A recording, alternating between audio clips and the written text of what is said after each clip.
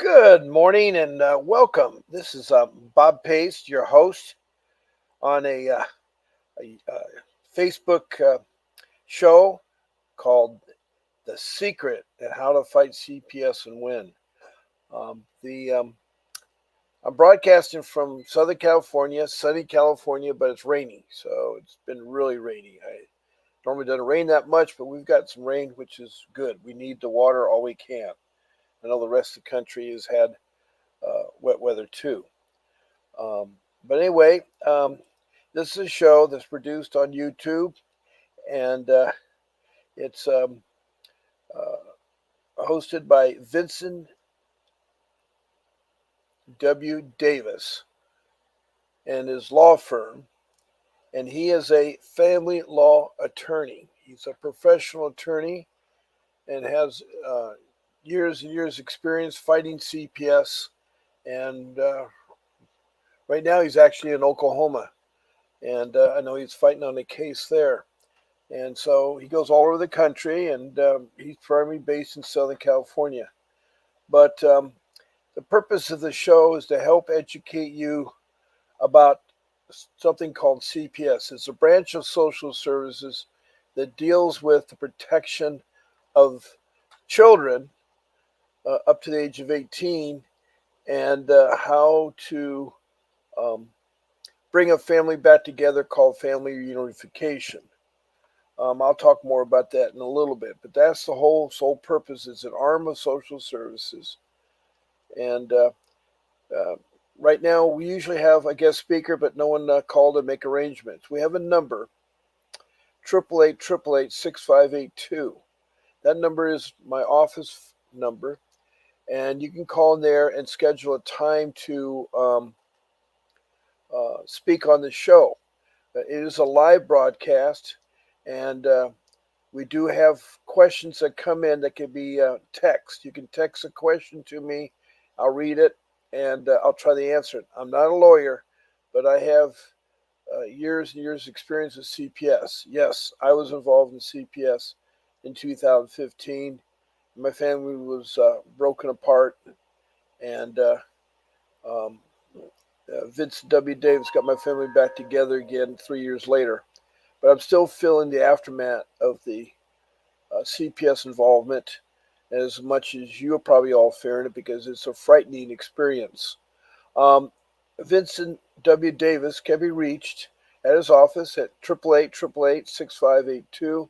Just call and you'd like to speak to him. He offers a 30-minute up to an hour free consultation on strategies of how to fight CPS and win and get your children back. If you like him, so forth, he can be retained. His fees are on a sliding scale, so in Southern California, it's one fee, in Northern California, and then in the other states, depending on that. But anyway, he is available. He's one of the best around, and he has fought CPS in civil matters and won the case. Um, if you want to talk on the show right now, you actually can call into something called Block Talk Radio. Its phone number is 563 999 3480. So we have two phone numbers going, and one is the office to schedule to get on the show. Make sure you mention my name, Bob Pace, when you call into the office. And the other one is the call in right now and talk live on the show, and now connect to my phone, and then I can go ahead and broadcast it live on the show. The third way you can talk on the show is text me questions. Now, all of you are listening. I try to have different topics every day to talk about. Yesterday, I talked about the Native American Indian children and the rights and how CPS involves with Native American children. So I want to talk about some other topics, but a little bit to tell you where I'm coming from and uh, tell you a little about CPS. CPS seems to be the same way whether you're in West Virginia, Virginia, Texas, so forth. I've talked to over 100 people, and it seems like no matter how I talk to, they're struggling. They're struggling because their family was separated, and they are being accused And the sad part about it is that CPS, in my case, is very corrupt. And what I mean by being corrupt is that their sole purpose is to get the family back together. They don't like to do this family reunification. They say so, but uh, when it happened to me, they used a trickster to get you. And what I mean by that is that you have to know the laws. That's one thing. If you do not know the laws, you won't be able to navigate through CPS. And so I recommend you get an attorney. And that was my number one mistake. I didn't get an attorney. I was thought by being open and honest and show them everything that they would be open and honest with me and make and complete their promises. But you'll find that not only is the workers that experience are corrupt, the court system, the live court system, the judges is is is bad because we're in election year right now, and all of you thinking about elections for president, but we also appoint our judges in our state and so forth. Well, the judges in family court are elected officials, and you should pick someone that has a background in family law or experience. Right now, my judge had no experience in family law. He was errant about what was going on, and all he knew about is collisions and how to repair cars and those kinds of things. So uh, that judge did not work out very well. Also, you'll find out that if you go to court, yes, they say you have a right to all court proceedings, but you don't get to sit in court, and the children don't. I mean, the sad part is that when they take you and they take the children on allegations. And now in the CPS, allegations are considered you are guilty until you're proven innocent. In criminal matters, you're innocent till you're proven guilty. But apparently, family court CPS does it totally different. So when someone makes a phone call, that's how it usually happens. If someone makes a phone call and they call in and they make some accusations. Now, they're supposed to protect um, abuse to children and neglect to children. Those are the two areas that they are supposed to protect. And in my case, I found out that my wife's family side members were making accusations that weren't true, such as things like electricity wasn't on or so like that. No gas was feed. The kids weren't feeding or so forth. Each child had their own bedroom, and each child could pretty much manage their own castle their own way. They were clean. They went to school. They accelerated. They enjoyed Cub Scouts, Boy Scouts, and one went to private school and on a STEM program to be a robotic engineer. The other one was in middle school, a public middle school, and the little guy was still in elementary school. And they're beautiful, beautiful children. They're like my wife and I love our children. I love my family, and I still try my best to get them. The sad news is that I waited too late to get an attorney. And if I got an attorney right away, one of the dumbest things I did was opening up our home to the children. And when I did open up our home to the, not to the children, but to the local police and the social workers, you are not required to let someone in your home, either police or social workers, unless they have a court order. They have to something signed by a judge, and it's got to be because there's some severe thing taking place, such as you are using your child, physically abusing them, or they're in danger. That's when it should be used. But in my case, unfortunate, at the age of 60, I lost my job, and when I lose my job, it's it was a struggle at that age there. And 5 years later, that's when the CPS case got involved because my family side of family were making all kinds of accusations. Also, I was trying to hang on to my home, and my home was being destroyed by people that wanted to buy my home. They were trying to oust me out of my home, which I had legal rights to stay there. I stayed there till 2017 when I had to sell my home. But they broke down the door. They broke into my place.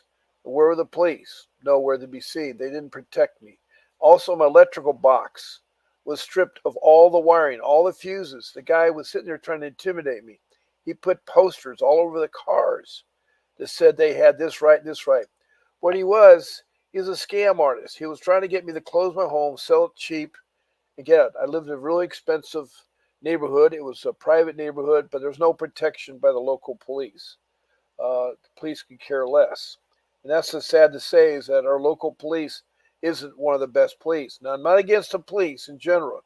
The police are underpaid and overworked, and they are a necessity to have in our society. But they've reached a point right now where some of them gotten lazy or whatever it is. And what social services does is they use the police to help them gain access to things what they think are going on. And of course, my case is that when I was forced to come to my house, and with my youngest son there standing next to me, there was all these people standing in front of my house. There was 5 firemen, and there was 2 code enforcement, um, 3 uniformed police officers, a detective who's the one that coerced me to come there, and 3 social workers. So with all these people there, they were there. And of course, at that time in my home, in my life, not only was I going through no job and running out of funds trying to maintain the home, I couldn't maintain the yard. Yard needed to be trimmed and so forth. And my parents at that time were dying. And when they were dying, all their belongings. And my youngest daughter um, was great. She helped me bring my parents' stuff home, but the problem being is that I had no place to put it. I should have put it in storage, but I had no funds for storage. I didn't have the funds till later that I put it in storage. But I had all my family stuff there. I was having pressure from my side of the family to get the things so that my mom and dad could sell their home because I was thinking they could live in the home and rent it out. But anyway, um, they're on their way out of the world, and I suddenly had all my parents' things with my things, and it looked cluttered. Boxes were stacked, things were stacked, furniture was stacked. It looked cluttered, looked messy. So did the front porch, so did the yard, because at first I had the stuff on the garage apron covered with a tarp, but the private rules in the neighborhood said you can't do that. So instead of people wanting to help me, they were trying to tear me apart. They were trying to tear me apart. And also, it was causing a rift between me and my wife. And so that was sad to say. We've known each other for 30 years. And by the way, we have 2 sets of children, and the other set of children have done great. The older set of children, one is in the Air Force and working in JAG, and he has a wife who's a lawyer, and they have 2 children. So we have grandchildren. The other one is a counselor at school, and she has 2 children. She has a home and a husband, and she's doing great. And then my youngest, who was my firstborn, is a school teacher. She's in her 30s, and so she's doing great. So what I don't understand is if we're really that awful parents, why did these 3 children turn out okay? Um, our oldest daughter uh, lived in the home until she was 25, and then she moved out. And at 20, when she was turned 26, that's when the CPS thing started. And so it's a terrible trauma experience. It really is. It's really it's very hard what you're going through, trying to understand. Some of the things I like to see change besides electing a new judge is that's easy to do. You're a voter, you're 18, you should be able to pick a judge that goes to the family court. Another thing I like to change is that the allegations should not be uh, they should be sent in writing with the signature of the person sending it. What I'm afraid of when people make allegations is it's really easy to get on the phone and make up stories. And yes, horrible stories do happen to children. I've heard from here where uh, fathers lose their temper with their children and slam their child against the wall and beat their head. And yes, that is tragic. There are tragic things, and CPS is necessity.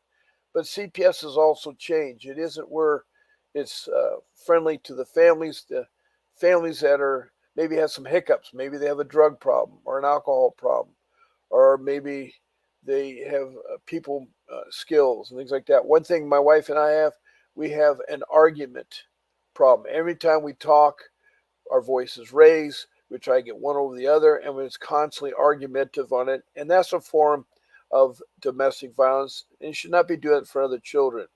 If you're going to disagree with your partner, your spouse, or wherever your family composition, you need to, take a time out so when you both feel better, and then go for a walk and talk about it. And it should not be ignored. One thing I noticed that when they break apart your family and take your kids, they have a group meeting right away, but it never involves the children. The children are kept in the dark. They never meet together with the parents. Now, I think children should be able to have visits, and if necessary, have a monitor visit, but they shouldn't be able to see their parents. But instead, one young daughter, never. I've not seen her since she was 12, and she has been traumatized so badly that she's the only one of the three children that did not come back home. And she divorced her parents, but she also had divorced her brothers. Now, I still encourage my sons to see their daughter and the other family members, but they're always fishing information. It's sad because my wife's side of the family are like fishermen. They always want to find gossip or stuff that's not true. And through this whole process, my wife found out things that were done to her that should have gotten CPS involved, where she has. Her mother used to scold her with hot water and hot coffee, and was very abusive to her. Didn't protect her. She at 15 went to a concert and was raped, and she went with her older sister, who was older than 18, supposed to watch her. And I recommend to my daughter, my oldest daughter, not to go to concert when she wanted to, because I was afraid she wouldn't be protected. And so, she didn't, but my wife did. And of course, she lost touch with her sister, and she should never been to the concert. And she met some guys who were supposedly going to help her find her seats, and they raped her. They raped her. I mean, that's where our oldest son came forward. And it's a good thing that she didn't believe in abortion. And I'm not saying yay or nay on abortion, because sometimes it may be necessary. I'm kind of a cross there, but she had the child, gave it up for adoption. He later came to her life when he was in his 20s. Nice guy, nice guy. I met him and took him out surfing, and tried to do the same thing I was doing with my kids of giving money for their birthday. And so, at 20, he's older, so he gets $20. But that's the thing about birthday. When you get older, I guess I'm now 74, but no one ever gives me money. But my mom and dad used to. That's who started it. My mom and dad were very loving, caring parents. Everybody in a family has hiccups. Everybody in a family has problems and issues. But it all can be resolved. And how it can be resolved is talking it out. They should have a weekly meeting, and they don't do this. That involves the children, the parents, while they're working through, so everybody knows what they're all doing. You can have the attorneys there, the social workers, the counselors, the therapists. Everybody could be there, but they would attend it for an hour and find out what they're all doing. Because when children are kept in the dark, they talk about the word alienation. Alienation is a word that used to describe you being told by your other half, like in parents, that they're a bad parent and try to alienate the kids from the parent. Well, families do the same thing. Families will tell the children bad things about the parents, try to alienate them. So we had a lot of alienating going, and that is the same thing with CPS. They try to alienate you. There's several ways when children are taken. They're put in, a shelter, then a group home, and then foster care, then adoption. And also they can be put into family relatives' homes too. And that's usually the best case, is to keep the kids together, put in family members' homes if they have to. But somehow social service convinced everybody that we were terrible parents and that we couldn't watch our kids. They were watching there. And, it's funny. They didn't find anything. They said a lot of allegations. At first, they said a lot of things. And the only thing they could find with me was neglect. My wife and I neglect by having my parents' belongings stacked high that may endanger the kids. Also, our argument and so forth on that. So anyway, they were making all kinds of accusations. The detective decided to turn the stuff over to the prosecuting attorney of the city, who in turn wanted to get some money. I don't know if they're why they would do something like that, but they stack a lot of charges. They make a lot of charges. Like there's 3 counts of sexual charges. They did not discuss the sexual charges in detail. This was done in civil court. And then there was 3 counts of neglect with the children, because we have 3 children.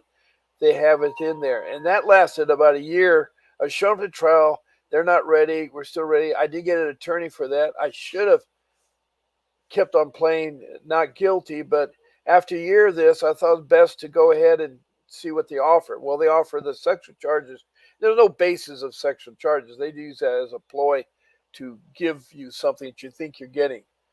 And they said they'd drop my charges against my wife.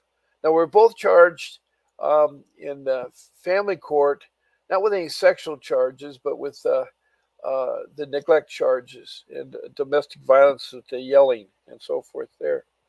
So, in family court, but it's a different thing there. Okay, we have somebody named Andrew Babson. Kids are commodities that their trusts are enormous. Andrew, that sounds familiar. I wonder if you're the guy from Utah. I agree with you.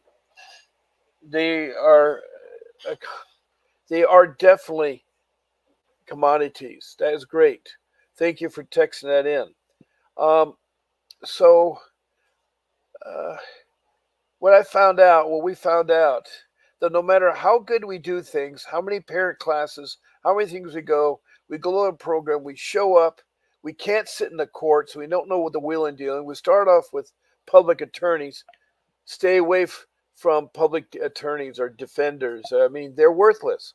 Their caseload is 20 a piece, and they're not going to fight for your case. They're going to look for an easy op. Also, I've found out that the social workers and the attorneys for the social workers and the attorneys for the children and our public defenders and the judge and the therapists and counselors are all in cahoots with each other. They play golf, they have meals together. There's definitely a conflict of interest. The court is not a fair place to have your case heard. You should be in the room too. They don't allow you in they have places to sit, but they don't allow you in the room to hear what's going on. Why? If they lose control of the parents, they have a bailiff. The bailiff can ask the parents to leave the courtroom. But they should be allowed, and that's one thing I think they should change. They should be allowed to be in the courtroom to hear everything, and to hear and see how your attorneys are performing, to see how the social workers are performing. Also, the children should be involved with the parents. That's another thing. They alienate the children from the parents. CPS does, and it's sad what they do. For instance, my kids were in a group home, and they were told to keep their hands down, not love your parents, not show emotions. We were monitored to visitations at the group home, and it was a miserable experience. To this day, I still understand the severity or what they were trying to do. All they know, there's a call in. Okay. We have a call, a block top radio. Let me see. Hello. Are you there? Hello. Hello. Can you speak up? You're live, right? Yeah, I hear you. Can you talk? Can you hear me? Yes, I hear you. I'm sorry. I apologize for the confusion. My name is CPS, and I went through a whole health CPS case. It's been 3 years, and we're nearing the end of, so at some point, they were going to take my daughter anyway. She went to the paternal grandparents, and what state are you in? What? Excuse me. What state are you in? I'm in Ohio. Okay. In Ohio. Okay. Yes. And so they were going to take her anyway. They were holding me hostage, basically blackmailing me, saying if I didn't, sign over talk to the grandparents, I wouldn't see my daughter. They use that trick. Yes, that's true. They use that. They're trying to hold you hostage. So, yeah. oh, absolutely, they were holding me hostage. Right. They were, I mean, it was a point in time where my daughter really needed me, and Okay. they were saying I couldn't see her for 5 months, or they were. There was a whole bunch of terms to it. But the point is, my attorney wrote up an addendum to the custody. It's generally permanent in nature. Custody is, but in my case, there was an addendum, and it said that if I showed no less than 1 year of sobriety, documented tests from a lab, and the agreement of parties that I could terminate Greg legal custody. And so I honored that, and I've been sober since November 6th of 2021. What were the allegations, by the way? What were the allegations against you? She was basically figured out if labeled her independent because her father went into the father was upset with me after a breakup and walked into a courthouse to get emergency custody. So you had domestic violence. You had domestic violence, right? He did, but they gave her to him anyway. They gave the custody to the father and not to you? Correct. What were they saying you were doing then? Yeah, what were you saying you're doing then?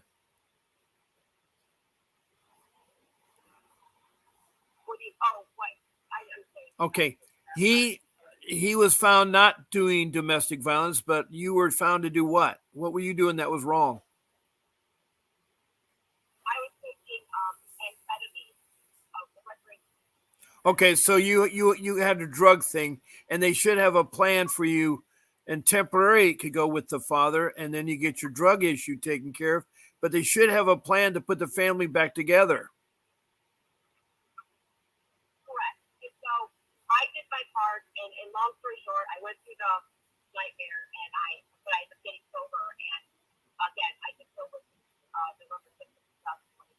So all right. My grandparents that have custody, they agreed to give my daughter back to me for an entire year. They agreed to give her back to me through their actions and through their words for an entire year, and they even sent me home with all the stuff. I mean, my daughter was ready to come home, and as soon as they found out that I was the court custody, they isolated me from my daughter, and I had to go to court all over again, start from scratch, and try to take the money to her. I had to go through the whole process, and now I have trial on March 4th. And my argument is, why are they not honoring the original plans of legal custody that I did my part and the grandparents agreed? Therefore, there should be no question about where custody goes, and they should be judging it based on a best interest of a child. This should be just started from fresh, a custody case, and therefore I actually have paramount rights over non-parents, and I get to protect them due process laws, even in the United States. I don't understand why no one's acknowledging the amendment made to that. I would have never sent my daughter over. I never did not did that. And so my question is, basically, do I have a leg to stand on in court? I mean, I would think I do. I look at the case wrong. Well, yeah, you do. But here's the thing is, do you have an attorney working for you, a professional attorney that you're paying for? I do, but I let him go, and I want to represent myself at trial because I need to preserve the record because I have a solid view, and he doesn't agree with me on my arguments, and I need to. Well, then you need to get yourself another. You need to get yourself another attorney. But here's the mistake a lot of people made, in my case too. Without an attorney, CPS, they want to make money off you. They want to drag this on for years. They don't want an easy case that's over in 6 months. They want to get it, dragged as long as they can, because the more time your child's in CPS's custody, the more money they'll get, federal and state funds. It's $1 billion business. And, without an attorney, it's like, could you do an open heart surgery on yourself? No, you get a doctor. And I know this attorney is probably bad. You're paying, then fire him and get another attorney. I mean, there's got to be more than one attorney in Ohio. I mean, No, there is. I felt that I was equipped enough with I took paralegal college courses. I graduated from that, so I felt I was equipped enough to work on myself without a problem. Okay. Because you do have a leg to stand on. I mean, here's the thing is the way it works. I mean, initially the allegations came in and then they took away your daughter and tried to put them with a family member, which is a good thing. That's the first choice. If you put them in shelters, they're not safe. The shelter that my kids first in were overcrowded. They had a bee's nest with bees attacking them outside. They're next to a prison and next to the courthouse. So the shelter wasn't a good thing. Now, we did try the family member, and that's the best thing because with a family member, you get to see them, you get to visit with them, and so forth there. And if you took care of your hiccup, there's nothing wrong with taking care of your hiccup. You should. The best thing, children need a mother and they need a father. And if the mother and father can come to some terms and work it out, even if they have to live separately, it should be for the children's sake. Because the children go through a lot in life. They get a lot of hiccups in life. They get a lot of mixed messages. And what you're doing is good. You still care about, everybody cares about their children. Good parents care about their children. Parents that don't care about the children are the bad parents. And so it sounds like to me you still care about your daughter. So you need to get an attorney. And see, in my case, I allowed them into my home and told them everything, and I didn't have to. It had to be a court order. And there's a lot of things I did not know that in court. By the time the attorney came on, it was too late. We were fighting to save our daughter, and it was really sad. The social worker lied. They do lie. Social workers do lie, and they alienate you. I went through a lot of the same stuff as well. Right. They alienate you. They try to alienate you from your children. And it's word at first I heard it was dealing with parents alienation, but I think it's social worker alienation. I think it's family members alienation. My wife's family was trying to interfere with the upbringing of her children. And, it's really sad because instead of them trying to help us, like, here, we'll give you some money for storage. We'll help you put your stuff in storage. And that'd be great for mom and dad. Or we'll help clean your yard or fix the gates. I mean, it was so ridiculous how much they overreact and how they lie. And I went to the top dog. I've tried to find them at the top through all the channels, through emails and so forth. But our children were kept in the dark. They didn't know what was going on. Your daughter doesn't know what's going on. They try to alienate you and they try to drag it on so they get more and more money. It's a money-making thing. I feel for you, but you do have a right, but you need to get an attorney. He has the knowledge or she has the knowledge of how to go through the system without a good lawyer. And again, you're welcome to call in. In fact, this is my time to give a little PR here to the law firm. Our law firm is Vincent W. Davis. He's a licensed family law attorney, and he has trial experience. He also has experience suing CPS. Right now, he's in Oklahoma. And so he goes all over the country. He's from Southern California, but he offers a free 30-minute to an hour consultation to talk about strategies. And you can call in to 888-888-6582 and say you spoke to Bob Pace and that you want to speak to him about your consultation.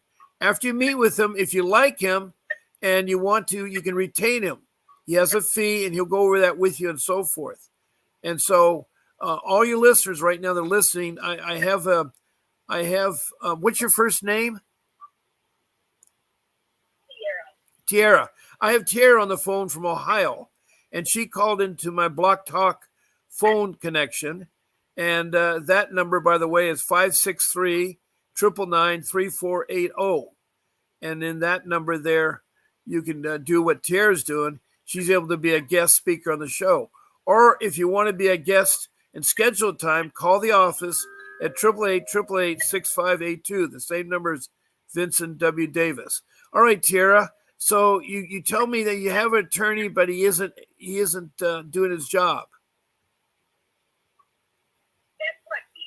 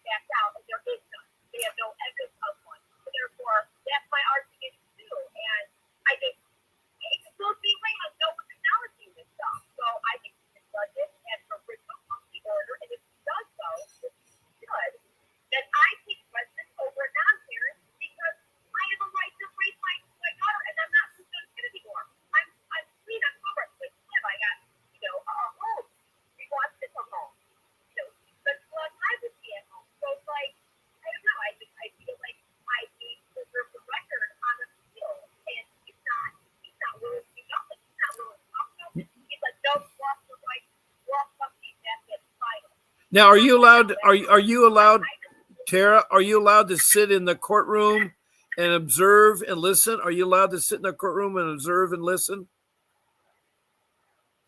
Yeah. You are. Okay, in California, you're not allowed to sit in the courtroom, so you're lucky there. Now, during the proceedings, you take notes, right? I do. And you watch how your attorney performs.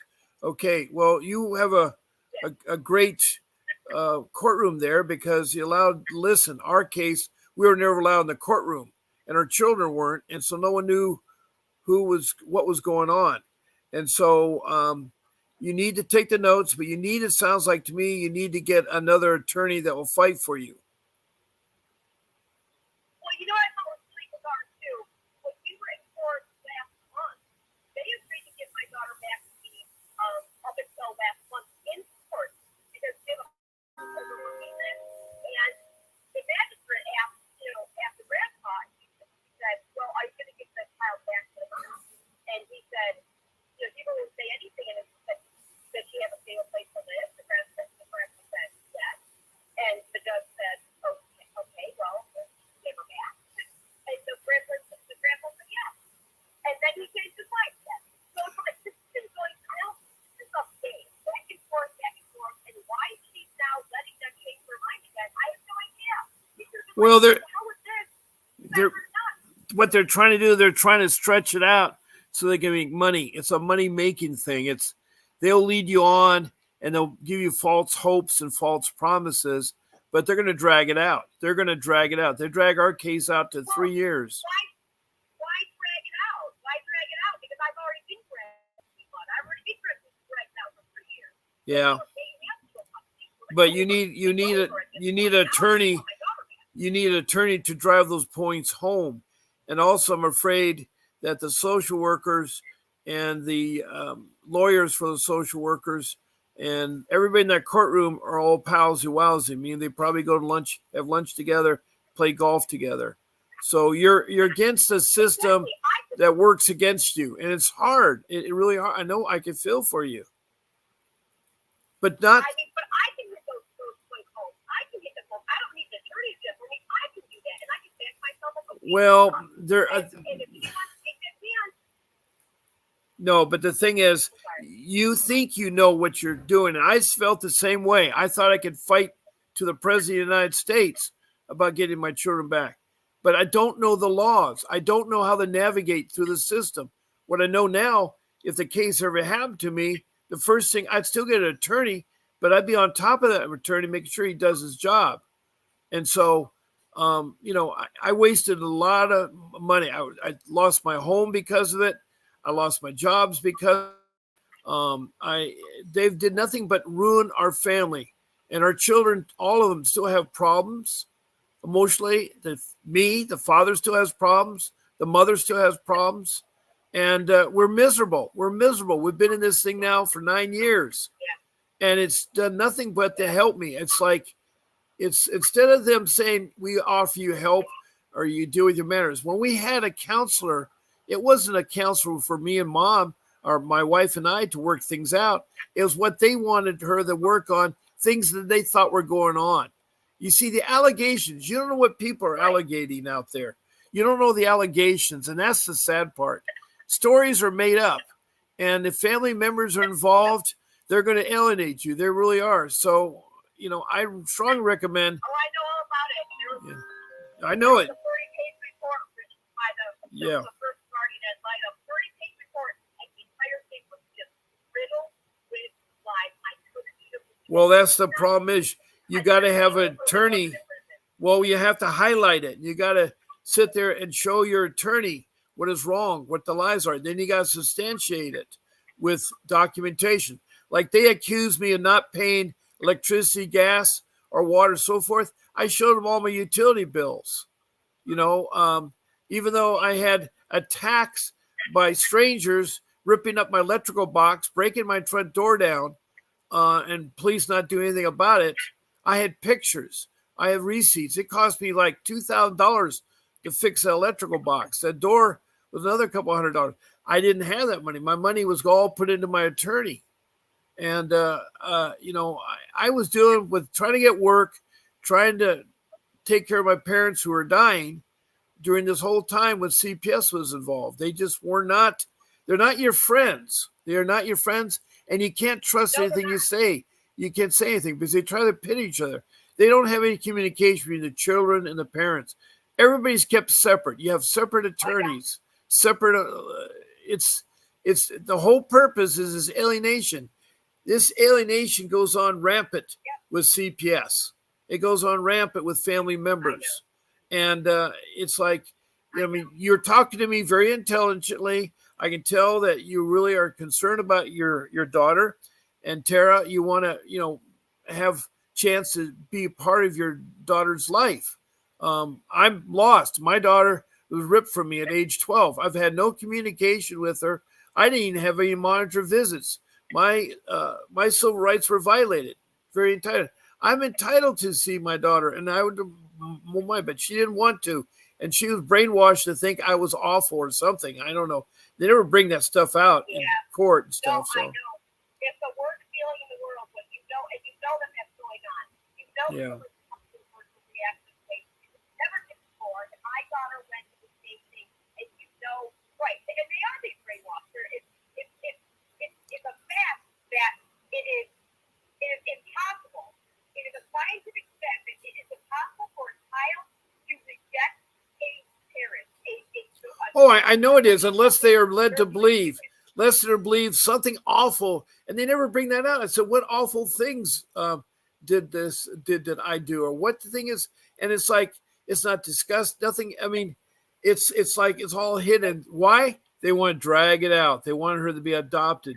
They were paying her money with her adopted parents since she was 18, and she was so mean that she went and changed her name, sealed her birth certificate so that you couldn't see that she was born from us. And changed her name. I don't know if she changed her social security number, but she, goes by a different name. And it's, it's like, we do as best as we can. We're not born with a manual of how to take care of children. We're not born with all the knowledge. Right. And our children aren't born with a manual of how to be with your parents.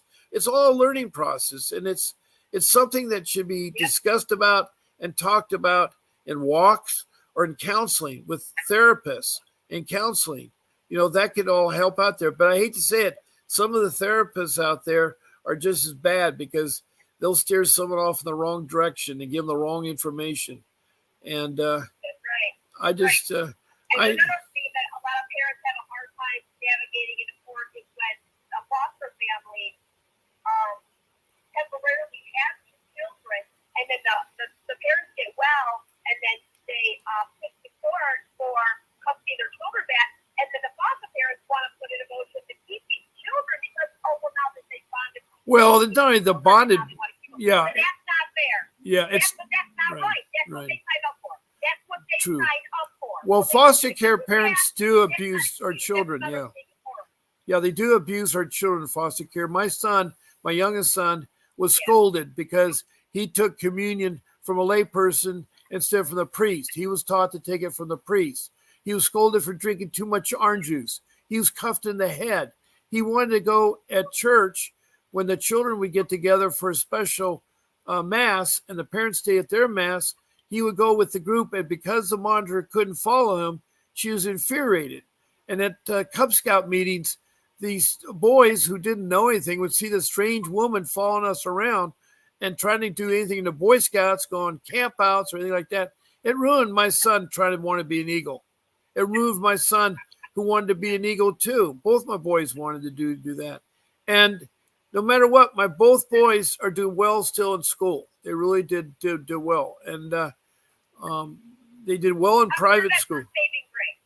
Yeah, it really is. But the sad part, defects does happen. My not oldest son, but my second oldest son ended up quitting his senior year. And that was a hard thing to do. But he's coming around.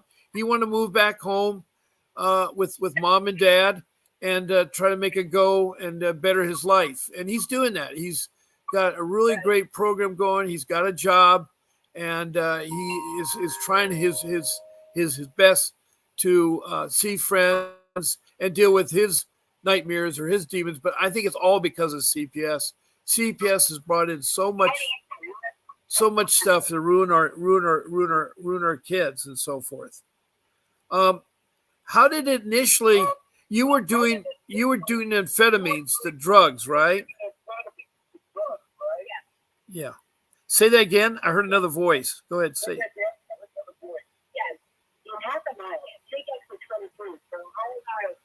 Oh, sounds like you're driving. Yeah, no, I'm turning this off. I apologize. But Yeah. what was the question? Well, I'm trying to think initially, how did it happen? I wanted to see how it happened initially. I mean, how were your first approach with it? Your allegations, did they come in writing, or did someone call you up, or did they drop in to see you? No, the father went in and made complaints against me, and they ended up coming to my home. Yeah. Well, he had her for a visit, and he wasn't returning her, and then I got that sick feeling something was going on, and sure enough, he skipped jurisdiction, and he went to his mother's house about an hour away with her, and she didn't come home after that. She's been gone ever since. Yeah, well, that's the trouble with families are going through score. Did he want to divorce you at the time? I was never married to him. Oh, you were just partners. Yeah, we were together for 20 years. We had a 21-year-old, and my daughter at the time was 5. Oh, wow. Okay. Yeah, wow. Yeah, tell me about it. Well, the thing is that I hate to say it. Did you try to get a lawyer involved when he took this away, or did you get a public defender? Oh no, I had lawyers. It just seemed like they were very biased, and anything that we did, they were shooting down. They wanted me to get sober, go to treatment. I did all those things, and I had a guardian light him from hell. You know how it goes. You went through it. It turns into a big shit show, and next thing you know, you're being accused of all these things that you never did, and you're fighting. It was just, I couldn't even tell you what happened. It snowballed. It's just some crazy stuff, and my daughter was suffering, and she was in the middle of it, and I mean, I tried everything to help her and save her and get her back, and they just weren't having it. They weren't going to give her back, and that's just the way it is. Did you and your partner ever think about doing counseling or therapy together? We did all that. In the beginning, it didn't work. In the beginning, no, it didn't work. We've since then come a walk away. We get along. We're both in agreement to get my daughter back home. He doesn't even want our daughter with his parents anymore. He doesn't know what the hell they're doing, and so we're both trying to get her back now, fighting for her, and just trying to end it. So you and your partner have reconsidered then, or trying to come back together? We're not together. Okay. We're on the same page. You're civil with each other. You're thinking about, instead of each other, you're thinking about your daughter. Okay. Yeah. Well, that's a good sign. Apparently, the grandparents have no longer the family for your daughter. Yeah, and it's sorry. My bad. I can't even turn this thing off. So, it's proven, and actually the Supreme Court has ruled that a parent has a child's best interest. Period. It's proven. We know that. A parent is going to have their child's best interest. And I do with my daughter. And I do have my daughter's best interest. And her father does too. And the grandparents, they want to fight. They want to fight, and they want control, and they're just using my daughter. My daughter, still broke up. Why did the grandparents change? Why did they change?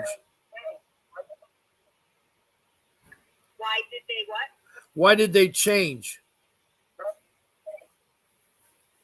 You know, they never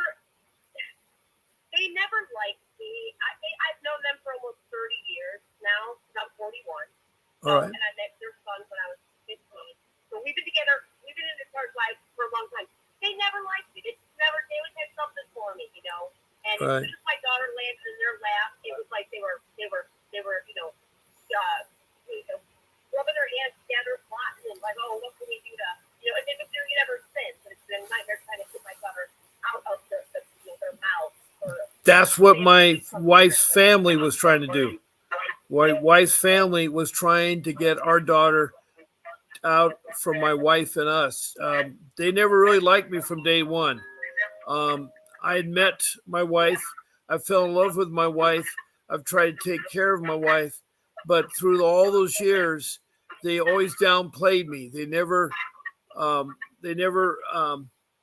felt me as a good man for my wife, and so it's really become a sad thing because they really done. Her dad died, and he went to his deathbed, not saying he's sorry. My wife actually was molested by her brother, and there was no protection. And his comment was to my wife, "Well, you got the two boys, so what do you lose your daughter?" It's for people to sit there and say, children, okay, you got 2 out of the 3, you guys are doing great. Well, no, when you love a child, you create a child. Our 3 children were created out of love. We loved each other, and we created children to raise them with our family. Now, I must have done something wrong because my oldest daughter is doing fine in life. She stayed with us to 25 years of age. So, and she was with me when she was 5. So I don't understand for 20 years, how it is there. And yes, we were going through a very hard time. It's very traumatic when you tell your family, I don't have a job now. We're going to have to go a Spartan lifestyle. We can't have Disneyland pictures. We can't go traveling like we used to. We can't buy soda, chips, and cookies, because I was trying to save a beautiful home and I needed help to take care, but no one wanted to help. Everybody wanted to complain, but no one wanted to help. No one, it's like CPS is not helping you. They're sitting there trying to destroy you, trying to break you apart. And then I hate to say it, there's people that hang around the outside, like parents of other families, that instigate a lot of the problems, a lot of the headaches. We wouldn't have 1/10 of the problems. We had our oldest daughter. She went to go live with her sister for a bit in high school when she was from. She came back all goth. Now, I'm not against goth, but she came back and she smoked pot, and I'm not against smoking pot. But I said that when you're 18, you can do whatever you want to do. Okay. But she came back changed by family members. And I guess she's doing fine. But at age 25, she's 36 now, and she doesn't want to see me. And I hear there's some stories they're trying to make now. They're making up some stories now to make me look bad, 9 years later. I don't understand why, but they're trying to make me look worse. They're making accusations that didn't appear suddenly that are the truth. And so I don't know the details. It's hard for me to second guess what people are saying if they won't tell you. But I know you have a real complicated issue, but I think your key to son. Yeah, I think this. I'm actually meeting with an attorney right now to help assist me and guide me through. Good. Local rules of court. Good. Well, you did. I will call Vincent. He will, talk with me for a half hour. Half an hour up to an hour. He gives a free consultation. Make sure you tell him my name. Say my name, Bob Pace. Okay, it's really important because he knows that I talked to you. And so I tell him on that. Bob Pace, Pace. Okay. And I appreciate you calling back in. I know you are fighting, and I know you love your daughter. And don't give up. Do not give up. Be patient. Try not to get, try to think about adult I timeouts. will They never help. stop fighting for her. Yeah, that was good. Well, I never want to give up my daughter, but it's kind of hard when she's changed her name and sealed her birth certificate and doesn't want to talk to you. And then now my older daughter somehow has taken the thing there, and my youngest daughter, I don't know. Things are still messed up my end, but this is not here to take care of me. But I hope one day 60 seconds. Yeah. They're able to take a look back. And, Right.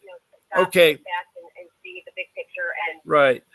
but Okay. I appreciate your time. Go on. Right. Well, I'm going to have to sign off because our call is going to be off in about 40 minutes. It's the Block Talk radio call. So I'm going to sign off there. It was nice talking to Tara, and I hope the new year brings you much happiness and success. You take care. Thanks. Bless your heart. You Bye. too. Bye-bye. Okay. For all of you are listening to, that was Tara from Ohio. And she has a case where her partner, wasn't married, but she's with a guy for 20 years. Her partner parents didn't like her, I guess. And she's known her partner, I guess, longer than 20 years. But anyway, they have a daughter, and they both are not getting together in a relationship, but they're both are together, and they want to take care of their daughter together. So that's a good thing. Kids need both parents. I don't think adoptions, things like that. I will say one thing about adoptions is that they're bad. I mean, when you try to call for help, they don't do anything. They do not. You can call on foster care people who abuse children. It's across the country. And I had mentioned about the Indian laws across the country. I'm talking primarily about the Lakota Sioux in the Rosebud Reservation, South Dakota. They're a very, very poor tribe. But any of you Native American children out there or have Native ancestries, and whether you're registered or could be registered, look into that, because that's sometimes a better way to take care of your kids while you're going through this, because CPS will take your kids and put them away. And they won't talk about family reunification. I want us to change the laws to have it so that, we get elected judges that are background in family law, and that you go into court and you get to see all the proceedings, and that allegations are made in writing and signed by your name. You don't have to worry about the name being given out, but they need to be true, because people will say anything they want on the phone and stuff, but if you put in writing, it's a different story.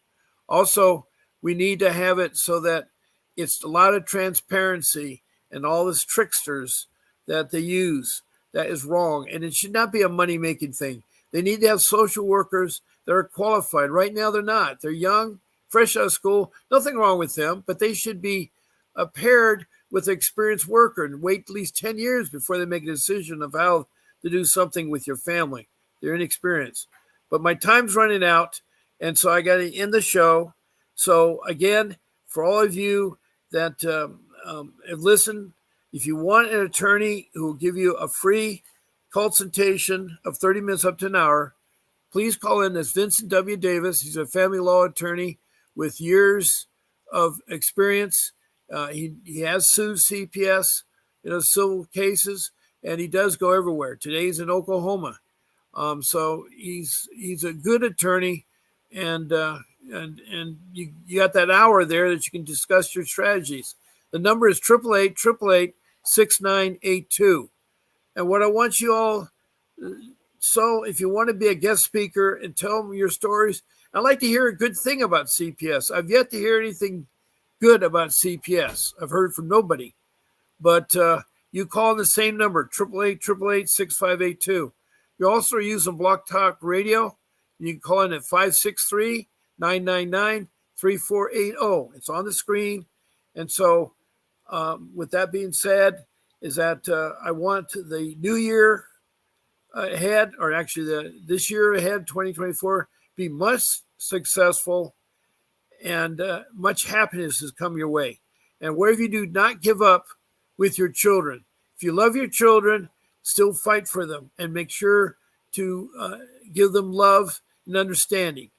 And so this is Bob Pace signing off.